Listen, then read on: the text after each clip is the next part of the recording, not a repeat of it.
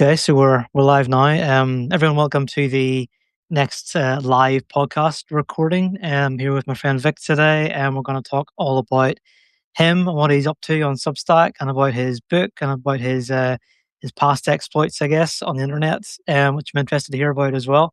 Vic, how are you? Good. How are you doing? I'm good. Thank you so much for being here today. I really appreciate it. Yeah, thanks for having me. Yeah, anytime.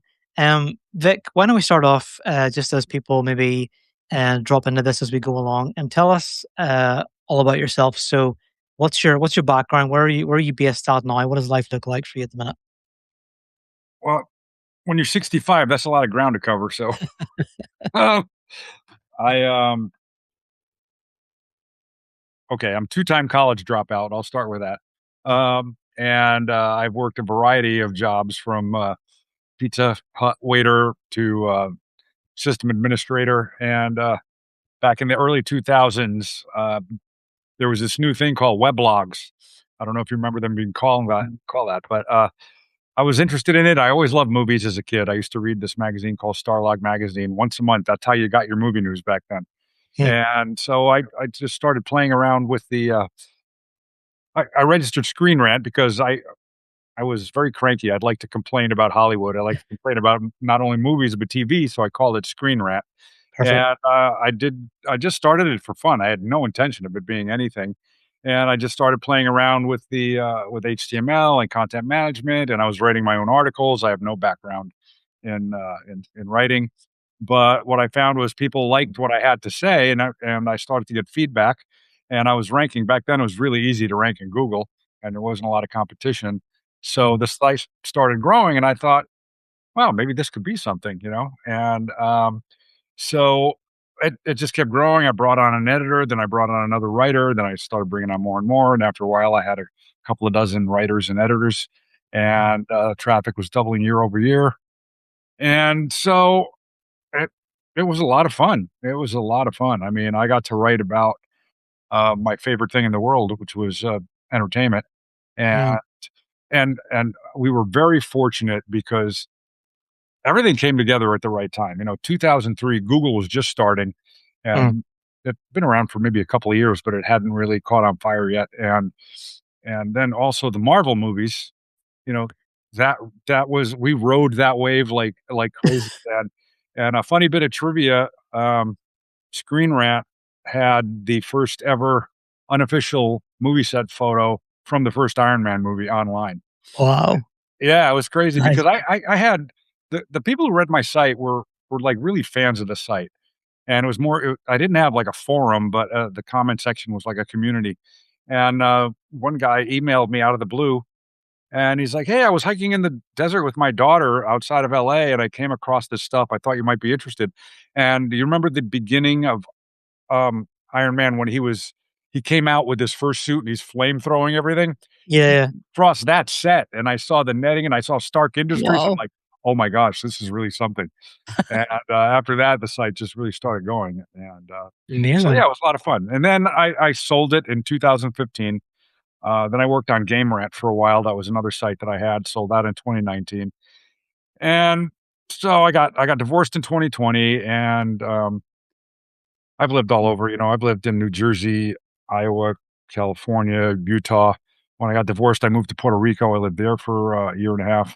Then I moved Mm, up to Nashville, and now I live south of Nashville. I got remarried about a year and a half ago. And mm, last year, a lot of guys were telling me that I should mentor other men, and I'm like, what do I know? I'm just a dude. So, but eventually, somebody told me you should start a Substack last mm. winter, and I said, "What Substack?" And, Like most people. yeah, and so I started it in December. I started the Redeemed Second Half, and I aim it at older men who've been through divorce or other midlife crises, and to try and, through my lived experience, try to, uh, let them know they're not alone, let them know that, they can come out the other side even better than they went into midlife. So, Mm. that's what I'm doing. And I just wrote my first book, The Last 10 Pounds, which is about my fitness journey over the last 15, 20 years and how I stayed fit despite many, many surgeries and many moves and divorce and life upheaval and all that kind of stuff. Okay, brilliant. You're right. I don't know where to start with, what to pick up from there because it was so good. There's a lot going on there. Let's kind of go all the way back, I guess. We'll come to some of those things as we go along, but let me talk about Screen Rant for a second. Sure. So, what is it like whenever you start to see your website taking off? Whenever you realize that it's got some juice or something there, and at what point did you say to yourself, "Okay, this is a real thing. I really need to take this seriously and turn it into a business"? Um, well, one thing that I think is important to look at is the trajectory. Mm, Is it constantly going up? Is that the trajectory? Because if it's flat or if it's just kind of like doing this, um, I wouldn't like quit my day job, right? So, and I was working for a company doing SEO, and they brought in a guy to be my boss who I couldn't stand. And he was from New York City, and he was kinda like had that used car salesman kind of vibe, and I think he BS'd his way into the position, and he didn't know as much as I did, and I felt he was threatened by me. So anyway, that accelerated my quitting that job by a couple of months. But the reason I did it again was because of the trajectory, and the site was making enough money that I thought if I quit my day job, I can live off of the revenue from Screen Rant if things continued as they were. mm, Uh, I mean, really, I started to see the potential when I brought on my very first editor, my mm, first writer, and he actually had a degree in journalism, so he was way more qualified to write than I was. Um, but I would say that's it. And it was also a very surreal feeling when I got into the high six figures, seven figures of visitors per month. You know, wow, I was like, "Holy cow, man! This people are really coming to my website. It's kind of crazy." And so I had it for about 12 years, 12, mm, 13 years, and when I sold it, it had 15 million visits a month. And wow, yeah, I know. Wow, mm, that was incomprehensible to me. So that that was is, that was very, very cool. And the company I sold it, they wanted to grow it even far, far bigger mm, than that. But yeah, that was basically it. amazing. Why did you decide to sell it when the time came? Why did I decide to sell? Yeah, There's a couple of factors. I felt like the growth was starting to flatten, mm, and I'd taken it as far as I could, running this thing out of a office in my basement by mm, myself, and without a. I mean, I had a team, but they were all freelancers, right? So, mm, um, and at that time in late 2014, there was kind of like a mini gold rush on independent movie news sites, mm, and at the time Screen Rant sold, I think 3 or 4 of my friends who also had, movie blog sites, they all sold within, like, a 3, 4-month period. Uh, mm, and everybody of course, money on the table, they made me an offer that, there were no contingencies. I didn't have to continue to work for them for a year or anything like that. mm, And, also, I kinda saw the trajectory of the culture in entertainment, um, mm, that did not jive with my beliefs, mm. and it was just starting back then, and I thought, "Yeah, this is a good time to get out." They say, if you do what you love, you'll never work a day in your life. But if you do your love for work, eventually you won't really love it anymore. That's a great point. So it's a double-edged sword, right? And I was feeling like I'd done all I could do with it, and I was ready to hand it off. Okay, amazing. Um, did those guys, like, approach you, or did you actively look to sell the site at the No, time? they approached me. I had a number of offers, and they Okay. approached me. Brilliant. Okay, brilliant. Yeah, I mean, it's so exciting. Like I run a website myself. It's obviously nowhere near that kind of size, that you've described, but it's interesting whenever you kind of watch something go from a blog, which was what mine was initially, into more of an actual established website, and then what you decide to do with that. And I'm Yeah. sure people will be watching this or listening to this later, and maybe have their own websites and be thinking, "Wonder what I could do with mine." Mhm. Have you got any advice, Vic, for anyone who has their own site and maybe they want to grow into something bigger? Right now, I the landscape has changed so dramatically over the last, 10 years. Um, Mm, I would not even attempt to launch a standalone website today. I Mm, think places like Substack, YouTube, that's the place to be because Google, their whole purpose when they started was to be as kind of invisible as possible. They just wanted to give you pure search results and point you to the best sites, and that's how their reputation grew. They would serve up the best search results with the best websites. And mm, now their entire goal is to keep you on Google as long as possible. So, I mean, if you go, especially on your phone, if you do any search for anything, you've got to like scroll, scroll, scroll until you get to an actual website you can click through. mm. So man, it's tough out there unless you've got some like really unique thing, like Yeah. there was nothing like Twitter when Twitter arrived, right?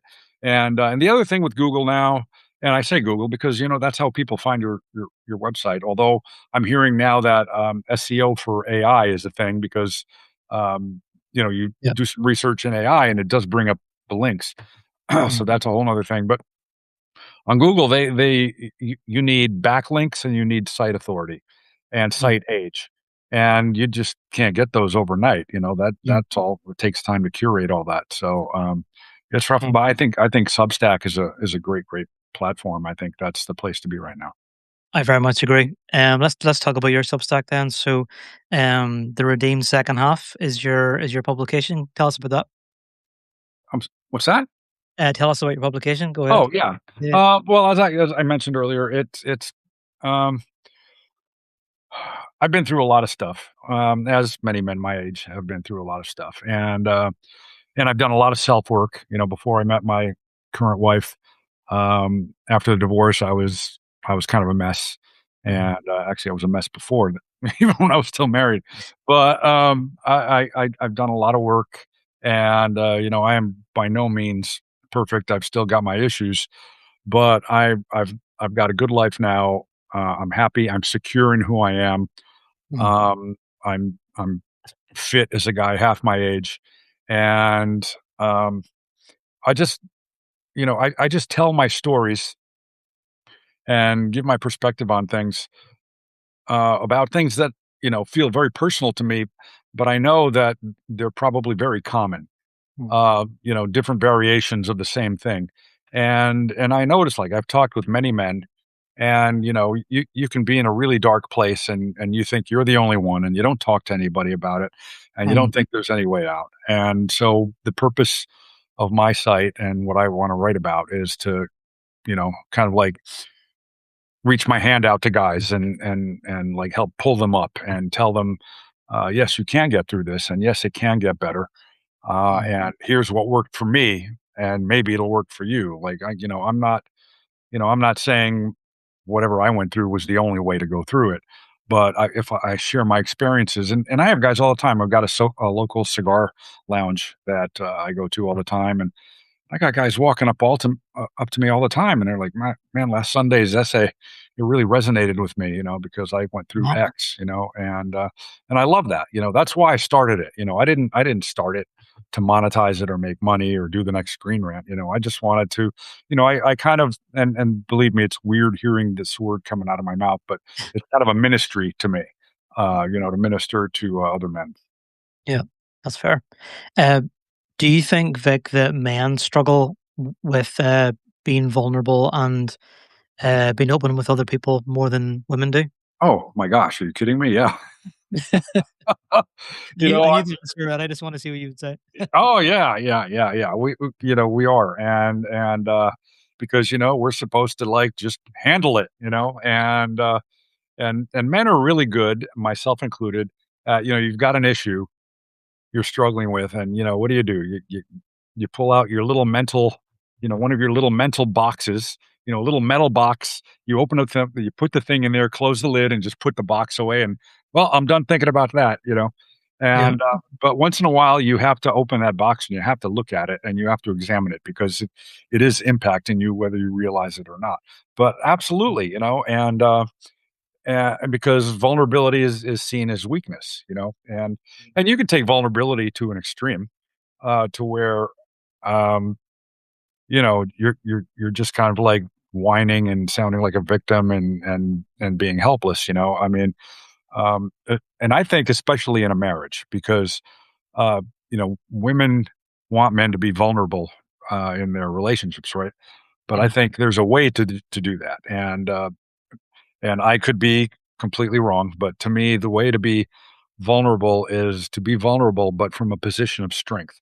Like, Okay. like you don't come home from work and you're having this bad situation with your boss, and you're just like, oh, I don't know what to do, and this and that, and give me advice, honey. And that's like, no, you can come home and share that pain or that struggle, but say, well, this is how I'm going to handle it. Yeah. And I just want to let you to know what I'm going through, but I have a plan to figure out how to deal with this at work. Mm. And there's a huge difference between those two, in my opinion. For sure. And the interesting thing about men, I think, is like, well, it depends on the type of man because I've known many types, but I think with most guys, if you share something vulnerable, they will think to themselves, "Oh, wow, it's safe for me to share whatever it is that I'm struggling with because look what he just shared with me." Mm. And I think that is a very powerful thing to do. Yeah. And it works, and it lets guys know that, it's okay for you to share this thing that you're going through with me. So, Yeah. What would you say, Vic, to a man who is listening to this podcast episode now, and he was someone who struggled with being vulnerable? What's like a step, like a first baby step that a guy like that could take to start opening himself up more?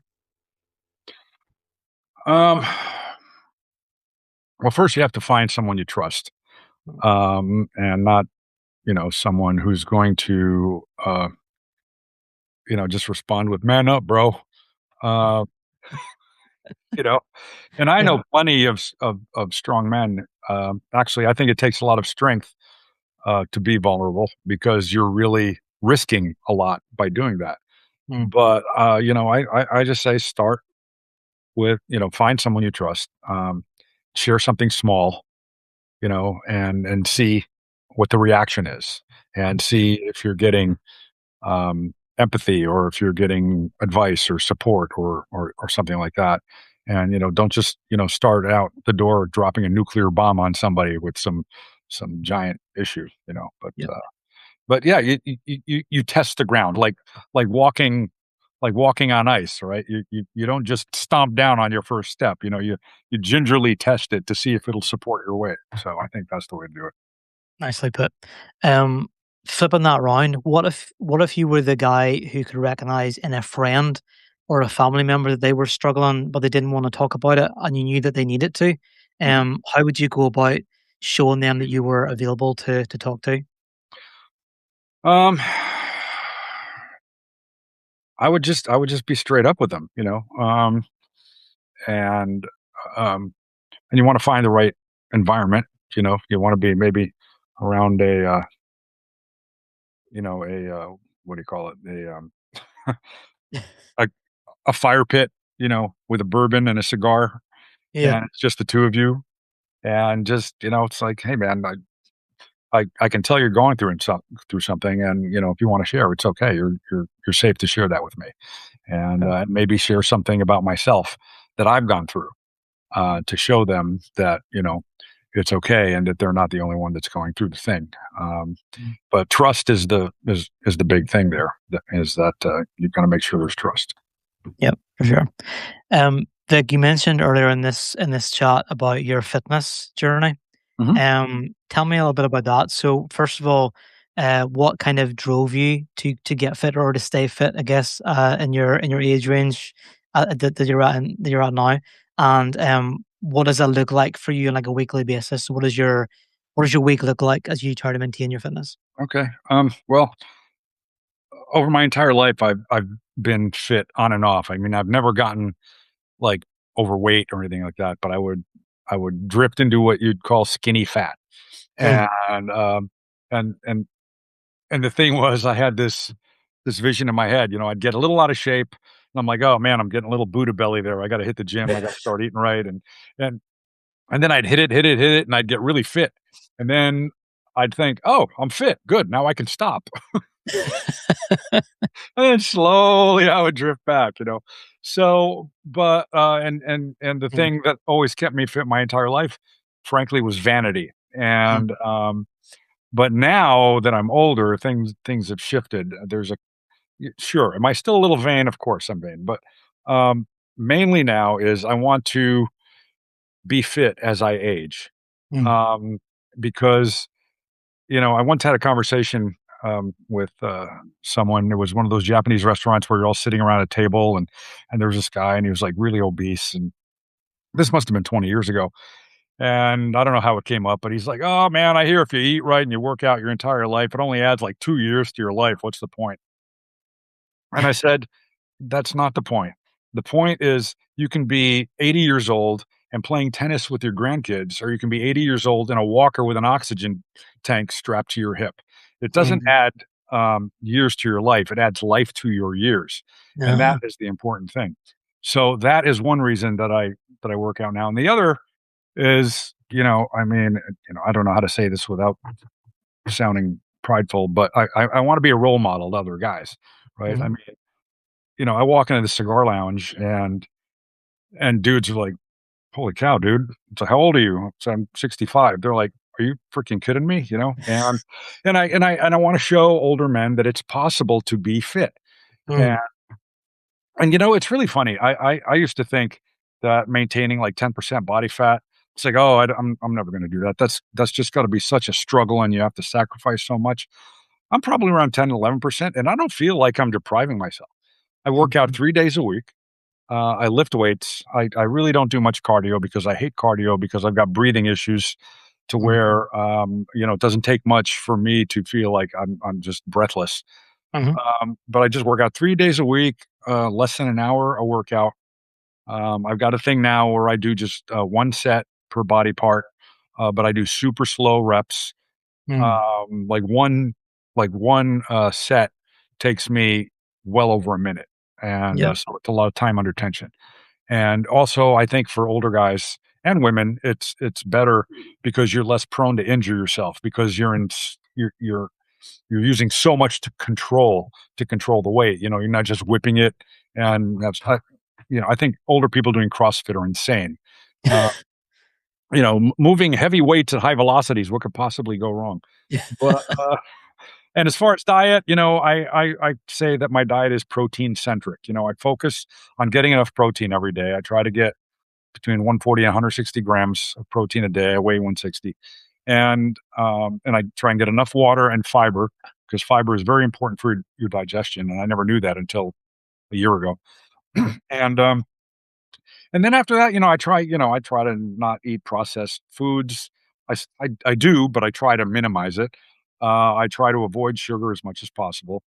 But mm, I don't. I eat some like high protein yogurt with protein powder in the morning, some berries in it, and I have a very light lunch, and then I save my calories for dinner, where mm, I have chicken with broccoli or something like that. I don't usually have a starch.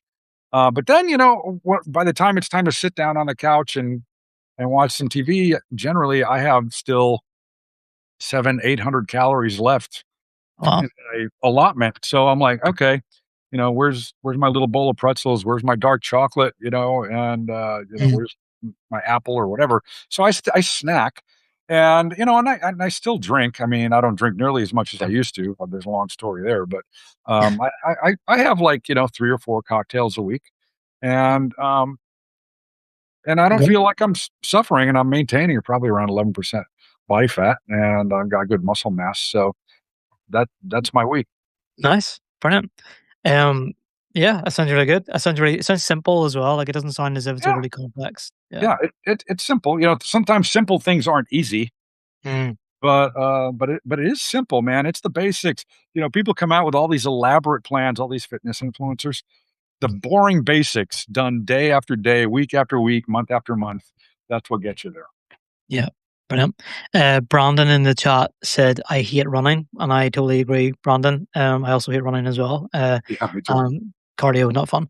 Brilliant, it's great advice. Brandon also said, "Cutting out sugar will be difficult for me." Same for me as well. So Vic, you have a fitness book called The Last 10 Pounds. Yeah. Is that out now or is it coming out? It's out. It's out. It It's came out. out June 30th. Yeah.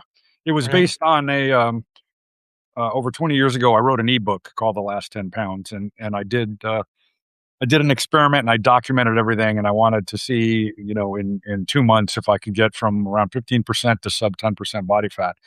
And I tracked everything, and my workouts and my food and all this. And back then, to track my food, I had to use an Excel spreadsheet. So a little easier to do that now. Yeah. Um, but um, late last year, I started thinking about, maybe I should update the book because maybe something information is out of date. And then I thought, well, wait a minute, I've maintained fitness since I wrote that book. Maybe it would be good to have a book out how I've maintained that for over 20 years. Mm. And then I started thinking about, I'm no David Goggins, but I started thinking about making it more like a fitness memoir. So because again, from my vanity, I've taken a lot of mirror selfies over the years. So, and with AI now, the way you can like crunch data is amazing because I've been tracking my food for 15 years, and I exported it and I dropped it into Claude, and it just said in passing, it's like, oh, you've got 34,000 food log entries. I was like, Oh, what? I said, "I gotta do something with this." yeah. So, I went back and I saw the dates of all my selfies, and I had, AI pull out what, my nutrition was like, 6 weeks prior to each photo, and then I Mm. went back and I remember, and I had to remember, what was my life like? Was I recovering from a surgery? What was going on there, and the book is very honest, about, you know I mean, I've got photos in there that are a little softer than others, and it's not just to make me look good. And speaking of vulnerability, I'm very vulnerable in the book about all my physical issues and the fact that at one point I was drinking a lot and how it impacted all that. And it's a practical book too. I describe what I told you earlier about, what my workout is right now. I tell people if they're out of shape, how to start, and how to track and how important tracking is and all Mm. that. But it was quite a project. It was a lot of fun. Mm. It was a lot of work too. But Sure. I can I have the draft that I published was the 55th manuscript. Wow. That's a lot. Yeah, that's a lot, that's a lot. Yeah. So, but yeah, and it's great. I mean, it's out there. I hope it helps, some guys, but really the point is to show that, um, even if you're older and you think, "Oh, it's too late, I can't do this," or "I have all this physical problems," I am the opposite of genetically perfect, I mean, I've had 13 surgeries, I've got a lot of stuff, that's broken even outside of the surgeries, but, I just work around it. You just Mm. work around it, and you can get there, and it's so important. People don't realize the importance of staying fit, especially as you get older. They really, really don't. Yeah. Yeah, I was gonna ask, how do you think that kind of connects in with the redeemed second half in terms of, like, where does fitness kind of fit into life for men who want to kind of improve their second half of their life? One of my earliest articles was, stating that I think that's the thing you start with, I mean, if your life is falling apart, the one thing you have control over is your physical body, Mm. and so what I did when, newly divorced and my world was turned upside down. I was living alone for the first time in 24 years. I went to the gym, and while I was in the gym, I was in control. I would control how much I lifted, how many reps I did, Mm. and it also the confidence and strength you get from working out, it ripples out into other aspects of your life. Yeah. If you're fit, you just feel more confident, Yeah. and that's how it factors in. I think it's very important for a man to be fit and strong. Mm. Okay. Brilliant. I agree very, very much. I want to ask just kind of about the second half assessment. So I think Mhm. you've got like this AI guided program or platform. Can you tell us about that? Sure. Yeah. It, you know, I I think it's really great, and I've gotten excellent feedback from it. My problem is I like to build stuff, I like to write, but I don't like to market it. Mm, That's the part that I stink at, and I just don't want to do it. Um, but it what it is, it's a AI interview that asks you the hard questions. It's not like ChatGPT, where oh, that's great, yeah, you're absolutely right. It doesn't do that at all. And the way I developed it, it's really really good at finding the issue beneath the issue, mm, and it's not mean, it's kind, but it doesn't let you get away with anything. And at the end, it gives you an assessment. It tells you, it assesses you on six different areas. I can't remember them all. Faith, mm, fitness, money, relationships, um, the future, and one other that I can't remember. Oh, money. Yeah, and it scores you on all those and tells you where you're at, and it also tells you the lie you're telling yourself, mm, and then at the end it gives you a 90-day plan and 30-day increments that will that for you to tackle, and then also milestone checks. And part of what it does is, if you have an account, is it will send you email reminders sporadically for you to check in. And when you check in, there's all the items that you're supposed to do. There's check boxes on them, and you can check them done. And also, there's again, the AI is there to say, how's it going? Are you struggling with anything, or urge you on a little bit? mm. And I've gotten really, really great feedback from it. I mean, a lot of guys have tell more than one guy has said, "Man, that thing is rough. It's tough on you." But it really uncovered, the issues that I was dealing with that I wasn't really either aware of or really wanting to address. And so Mm. I would love that to get out there more, because I think it's really, really helpful. Um, Nice. you know, we'll Yeah. see. I get the sense you're a big proponent of using AI to kind of help you shape things and research and things like that. Yeah, oh, yeah, I do. You have to be careful with AI, as I'm sure you are acutely aware, because it can tell you the wrong answer with the most certainty in the world, I mean, my favorite meme is, "Hey, hey, ChatGPT, are these mushrooms okay to eat?" "Oh, yeah, absolutely, they're delicious." Saying "Hey, that. ChatGPT, I'm talking to you from the ER, they were poisonous." "Oh, you're right, they are poisonous. Yeah. Sorry about that," I've seen that one. It's true But though, it's true.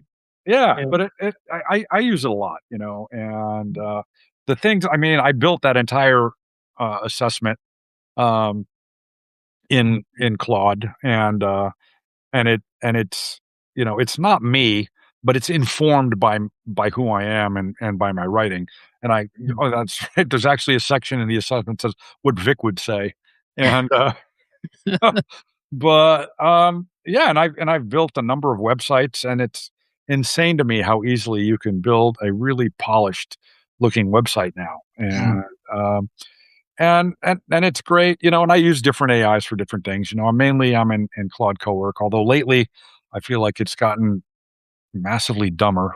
Mm. They've combined on the desktop version, they've combined the co-work and the chat projects all into one screen, and it's doing weird things now. But and I use chat kind of like as a double check on the Claude stuff.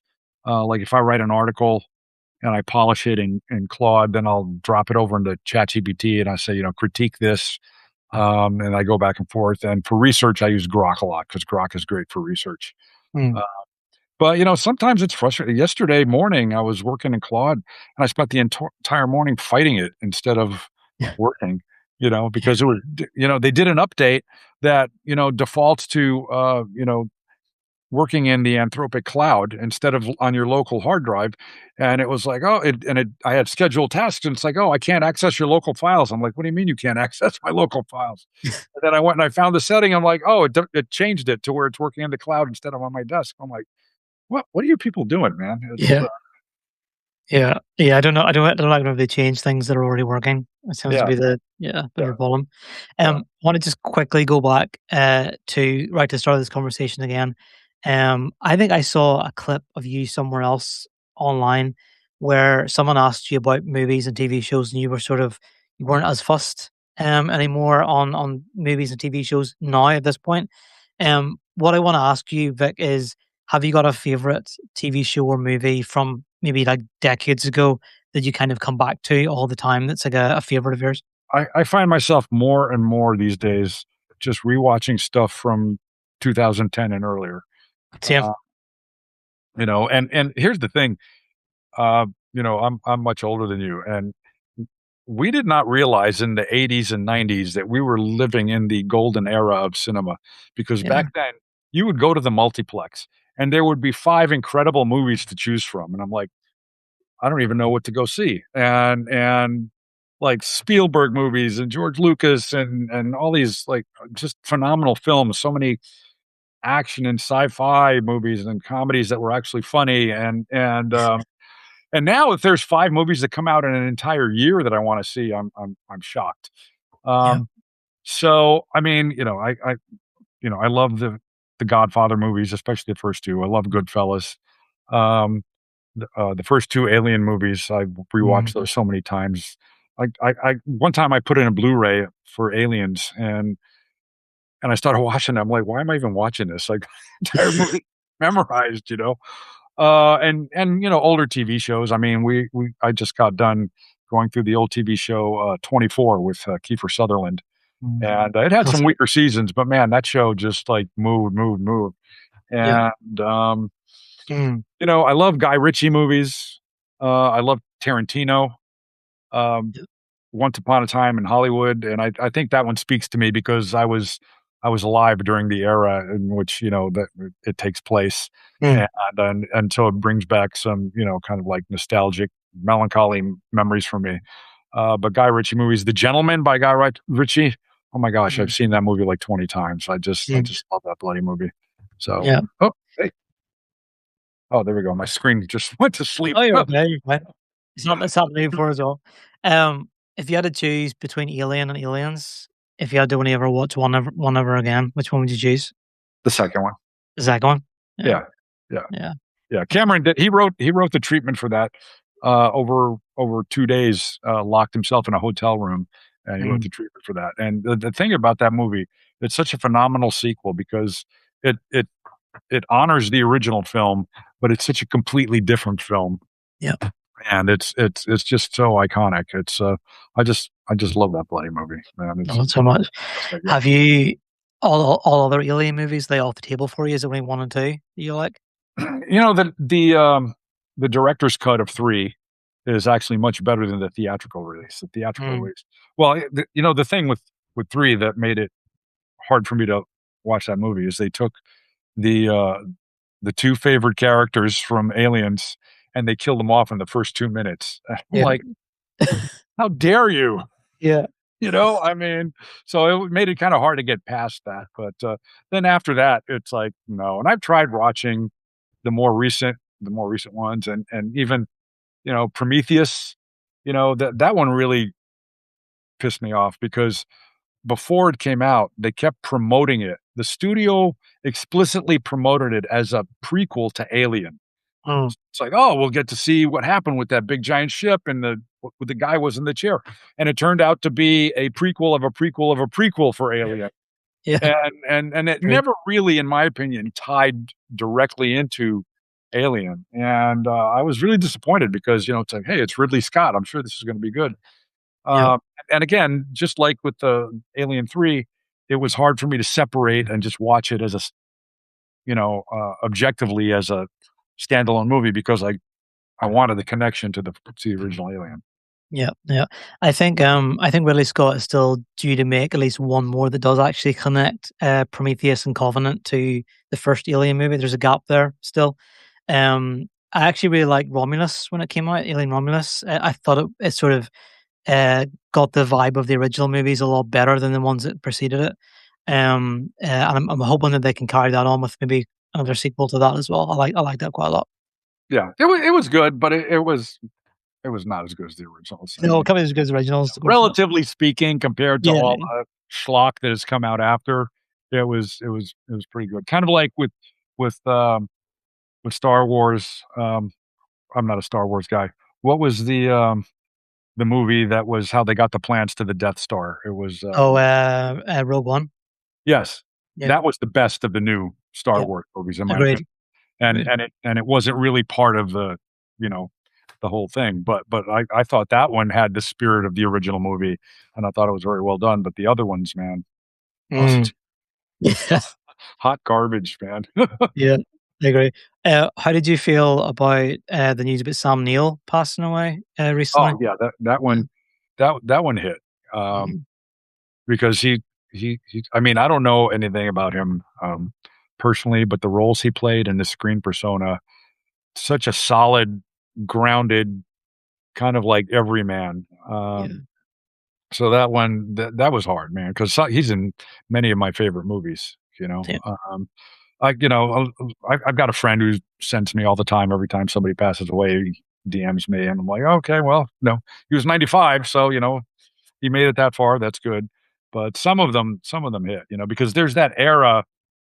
I mean, he's not from this era, but there's the era of actors that I grew up with, when they go, it's hard. Like Sean Connery, that one was rough when Sean Connery went. And, yeah, like the cast of Star Trek, the original Star Trek when they go, because, mm, that's my childhood right there, and my teen years, and, so that's rough. I mean, it's yeah, gonna hit me when William Shatner finally goes, even though that yeah. guy's the Energizer Bunny, he just keeps going. He's Uh, so good.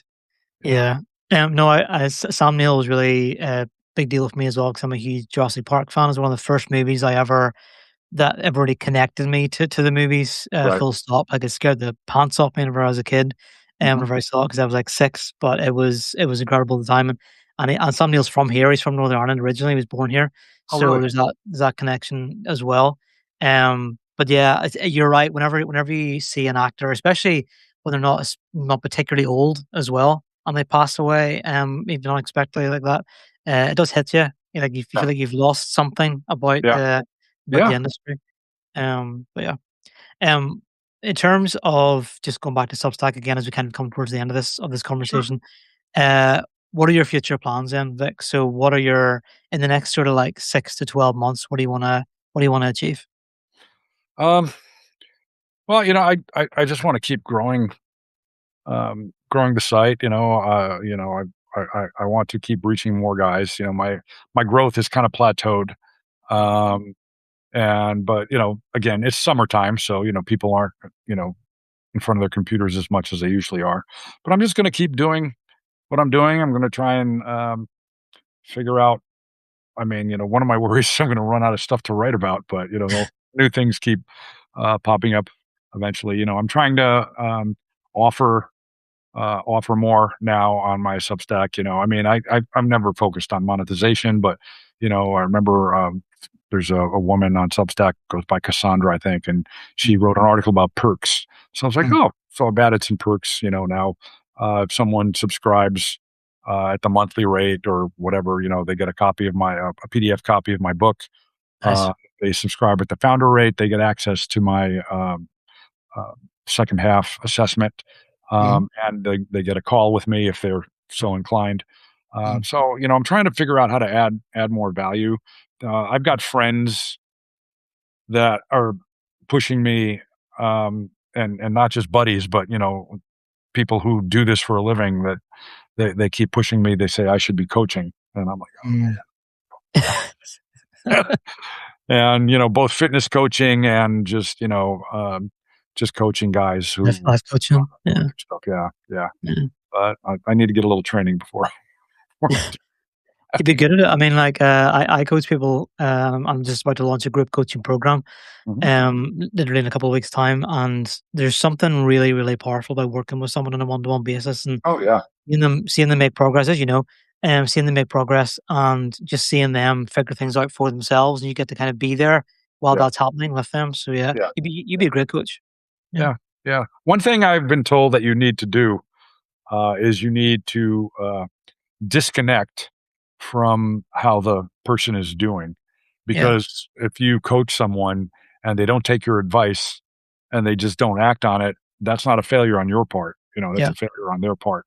But, I can see how very easily I could think, "Oh, man, I failed. I didn't get this guy to change or get fit or, whatever," but Yeah, it's definitely part of it. Vic, can you leave us with one golden nugget of advice? It can be about anything. It can be about fitness. It can be about building something online. It can be about advice for men who are in that second half. What would you leave us with today? Um, I don't I don't wanna go off on a tangent, but, um, one thing that's helped me, recently is, um, I tend to get angry, but I'm from Northern New Jersey, so, I pop off pretty easily. And the household I grew up in, there was a lot of anger in the house and all that stuff. So, but one thing that helps me attenuate my anger, like even I'm not talking about important things. I'm talking about some guy driving 5 under in front of me on a city street.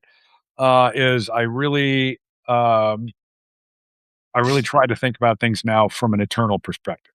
Mm, Uh, I mean, I for most of my life, well, I was raised Catholic. I fell away from the church, and then I was Christian, but I was what I call a casual Christian, And but since I married my current wife, my faith has grown a lot. And one thing that really has helped me, and if you're not, Christian, it sounds weird, but having an eternal perspective, thinking about what does this matter, and within the fabric of eternity, how important is this thing?